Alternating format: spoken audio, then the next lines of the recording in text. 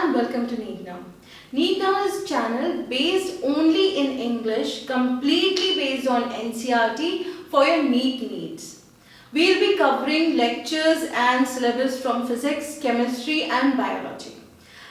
I am Ridulika and I'll be taking care of your biology both class 11 and class 12, and let me tell you, these are going to be completely based on NCERT. I'm emphasizing on this because this is crucial for NEET preparation.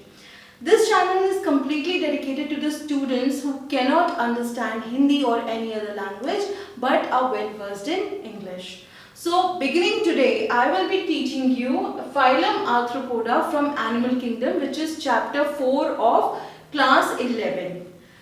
Today we are going to be focusing on Arthropoda, as I said. So first let us know, where does the word Arthropoda come from? Arthropoda comes from the word, two words actually, arthros and poda. Now here arthros means joint. Everything in biology has a link or some to Greek or Latin languages.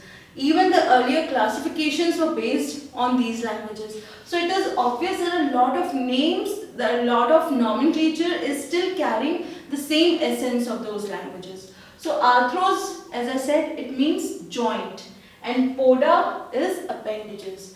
These animals, these organisms have joint appendages, and hence the name of the phylum is Arthropoda. If you see over here, I have drawn certain examples like scorpion, butterfly, prawn. These all belong to phylum Arthropoda. Now you can see, scorpion, you find it on the terrestrial lands. Butterfly, it can fly. Prawn, it is found in water. So there are number of habitat, there are number of places where you can find arthropod, and this is what makes them the largest phylum. If you are talking about phylum Arthropoda, it is the largest phylum and it is nearly 2/3 of the total population of the organisms we have on earth, including us, including birds and everything. 2/3 of the population belongs to phylum Arthropoda. Now, let me tell you one thing, my teaching style is different, wherein I help you make short notes which are reliable, which complete all the points from NCERT, and you can take a look at it and you can feel that you have done with your revision. So this is how we are going to get along in each and every topic from NCERT. Here I have written a few points which we will be discussing with regards to the phylums or the animals. This will go on with every topic we cover. There will be some questions and we will find answers to them in the form of different points, so that it is easier for you to remember. Now, level of organization. When we talk about level of organization, there is cellular level, tissue level, organ level. These phylum Arthropoda belong to organ system level. Organ system level of organization. Now, body. Generally, the body of the Arthropoda phylum has a chitinous skeleton. A skeleton that is made up of chitin. Apart from that, these are bilaterally symmetrical.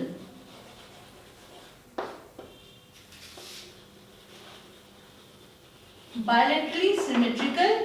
These are segmented.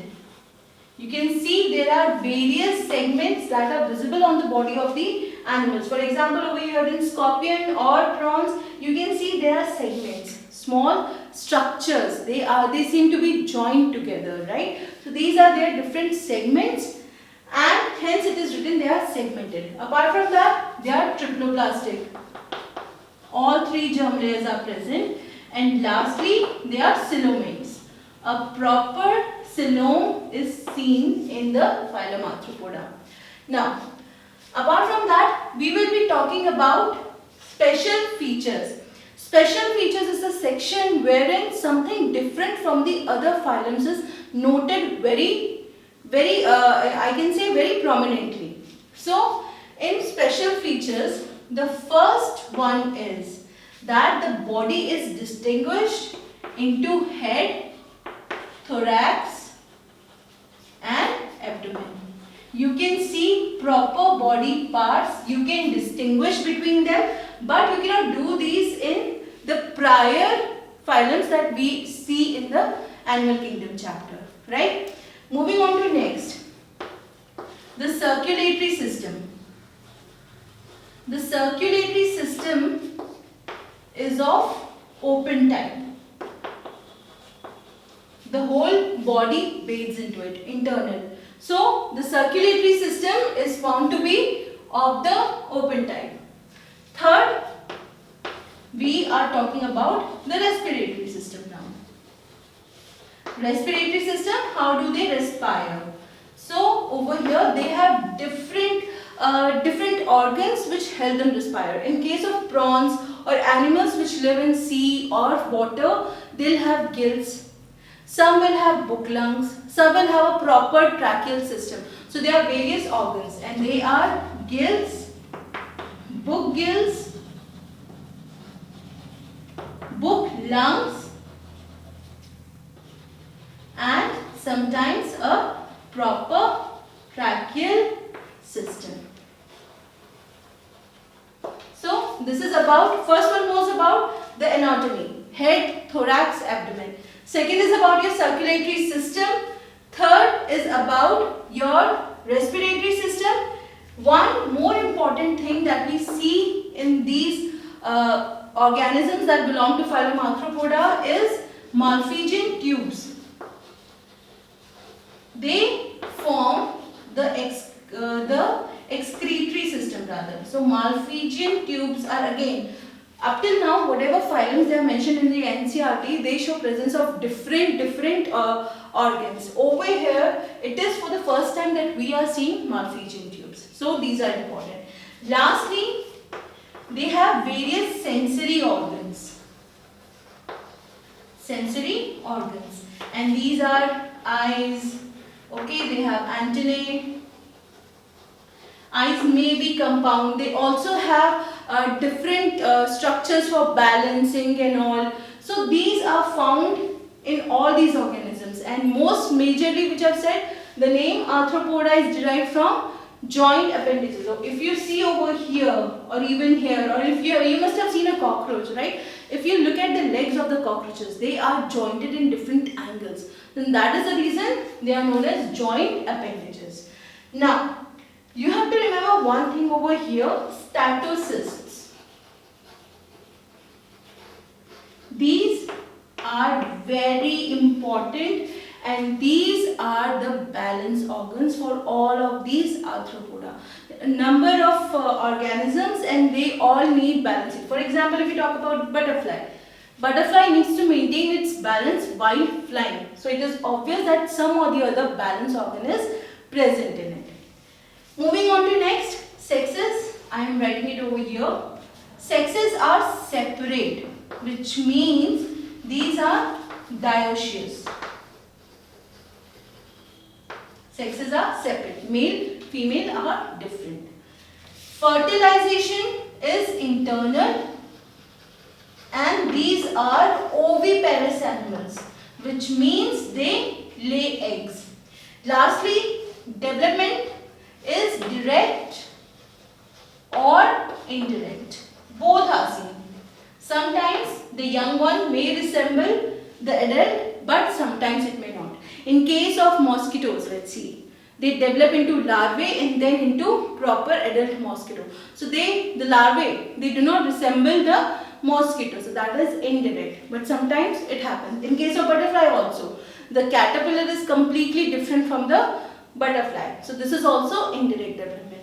Now one thing you have to remember, which is very important, we are going to be talking about limulus. Okay, it is king crab.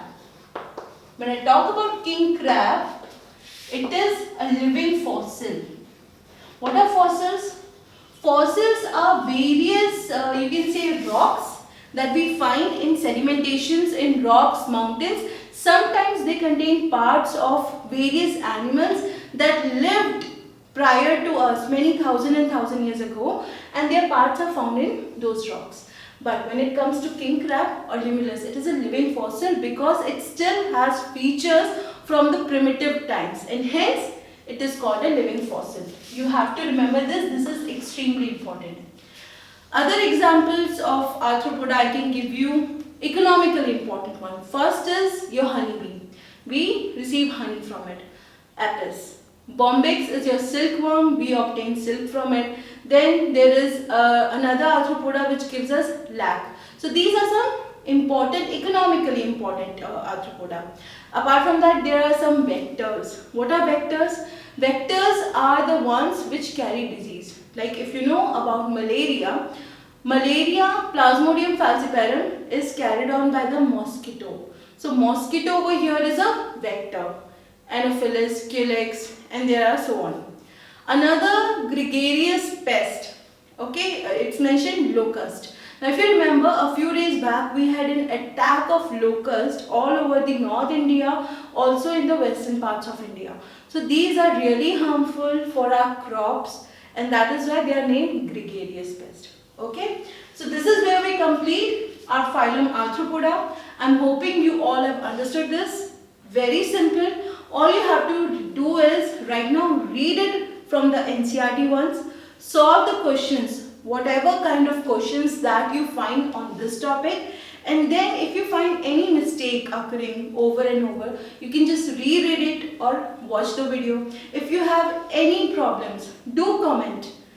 Otherwise, there are certain links given in the description. You can join us there also. These are social media links. Also, do not forget to subscribe and click on the bell icon so that whenever I put up a new video, you get a notification. All for the Hindi speaking people, we have another channel, Neat Now itself, which is in Hindi, and there are a number of videos over there. You can see those videos from there also. This channel is especially for the English versed students. So I'm hoping you have no problems and you have a happy day. So keep studying, stay safe and take care.